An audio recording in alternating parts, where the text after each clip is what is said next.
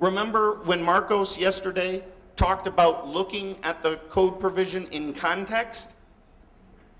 Many courts have said that all Gregory v. Helvering stands for is the notion that you have to look at a code provision in context. You have to understand what it was trying to achieve. That's it. It's a much lower standard. There are both types of cases in the US, and I can't tell you that we've really resolved this question. Now, what constitutes a non-tax motivation? In the US, pretty much any non-federal tax benefit is a business purpose. For example, if I structure a transaction to reduce the taxes of my Brazilian subsidiary, if I'm a US-based multinational, that's a business purpose in the United States. We consider that, the reduction of Brazilian tax, to be a business purpose, all right? You may not like that, but that's the case. That is not true in every country. For example, in France, they have a somewhat similar concept, and in France, any tax avoidance is bad.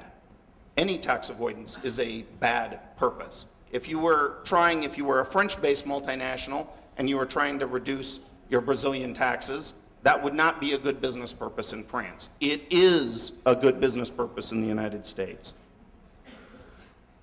Do we have to weigh the business purpose with the tax avoidance motive? If I derive a 10 rei benefit that doesn't have anything to do with taxes, and I get a 200 rei deduction, do I have a business purpose? Well, the courts in the United States are also a little bit divided on this particular question. I think most would say that you do not need to weigh the business purpose with the tax avoidance motivation. The business purpose doesn't have to be larger than the tax avoidance motive. But the courts would say that as the tax avoidance motive increases, you better have a larger business purpose. You better not present a case where you have 1 rei of non-tax benefit and 100 million rei of tax benefit, okay? If that is the case, the court will likely say that you do not have a valid business purpose. Let's turn now and talk about the third doctrine, the third important doctrine that we have in the United States, and this is called sham. And sham really falls into 3 separate categories. There's factual sham, economic sham, and sham entity, and they're very distinct concepts. Let's start with factual sham. To give you an example, oops, let's see, do I have a pen here? Let's see, let's say I were to take this mouse, okay, this widget right here, and I have a loss in this mouse. I bought it for 100 rei and now it's worth 20 rei. So I have a loss in this mouse. I don't want to give it up, okay, I need it for my speech. But I want a tax deduction for the mouse. So I report on my tax return that I sold it to Marcos. I didn't actually sell it to him. I just reported that I sold it to Marcos, and I claim the 80 rei deduction on my tax return. That is a factual sham. If you report that transaction on your tax return in the United States, very likely they will assert fraud, and you will very likely go to jail. That's factual sham, okay? Economic sham is different. Economic sham would be where I take this mouse, I actually do sell it to Marcos, and Marcos actually gives me money for the mouse, but I still need the mouse. So I lease it back from Marcos, and I pay him over time for the use of the mouse. And I pay him over the entire useful life of the mouse so that he gets back what he paid me plus interest. And I recognize my loss on my tax return. in that case, that is not a factual sham. I did actually sell the mouse to Marcos. But the US court would likely say that I have an economic sham. In substance, I didn't really sell the mouse to Marcos. I retained the mouse. And so I'm not going to be allowed the deduction. The third type of sham is sham entity. Sham entity is a situation where you form a corporation or you form a partnership or a trust, but you do not respect the entity. You do not appoint officers that have independent abilities to make decisions. You don't capitalize the entity appropriately. You only have a tax avoidance purpose for forming the entity. If these facts are present, we can disregard the entity.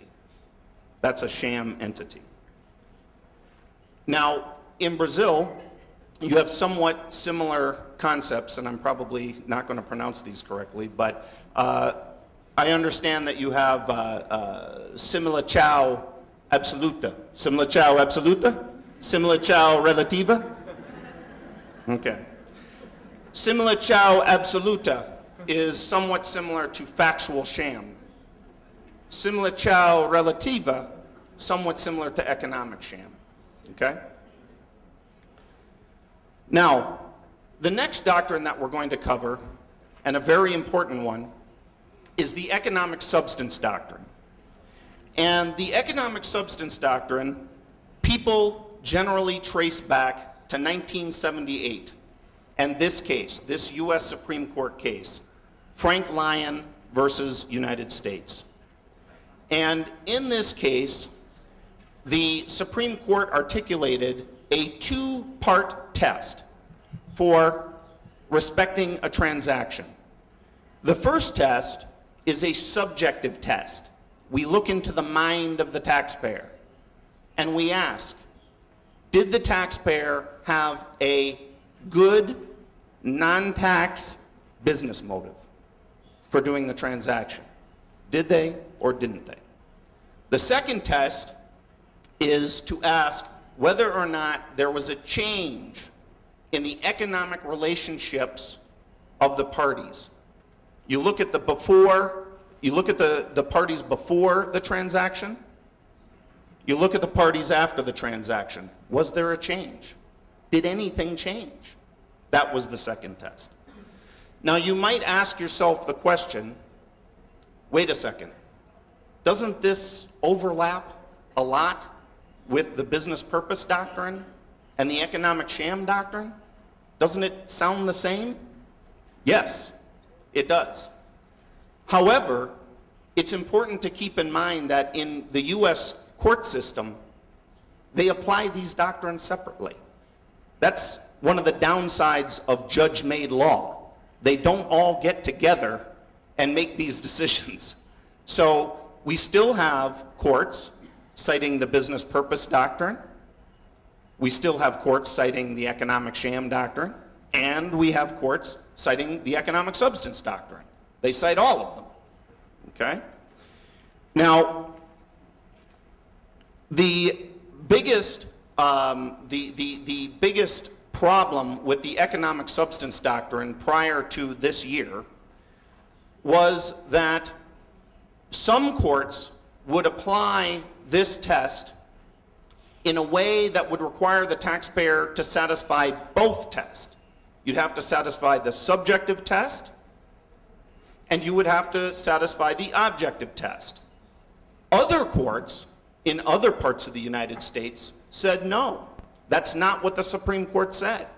You only have to show that you have a business purpose or that you have changed economic circumstances. So for a long time, 30 years, depending on where you litigated your case in the United States, you could have a very, very different outcome. All right? That changed this year for reasons I'll explain in a moment.